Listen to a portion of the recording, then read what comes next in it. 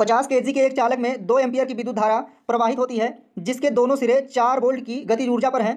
तो इस चालक का प्रतिरोध ज्ञात कीजिए। यहाँ पर देखिए द्रव्यमान देकर के प्रश्नों को केवल बढ़ाया गया है। यहाँ पर जो रियल मान है वो देखिए धारा है और क्या है, वोल्टेज का मान है। तो यहाँ धारा आई का मान देखिए कितना दिया है, 2 एम्पीयर दिया गया है। इसके अलावा जो वोल्टेज वी का मान वह कितना दिया है, 4 वोल्ट दिया है। प्रतिरोध आर का मान पूछा गया है। अब आप सभी लोग जानते हैं ओम के नियमानुसार यदि किसी चालक की भौतिक अवस्थाएं नियत हैं, भौतिक अवस्था का मतलब ताप दाब आयतन नियत है, तो चालक के सिरों के बीच उत्पन्न विभवांतर का मान धारा के अनुक्रमानुपाती होता है।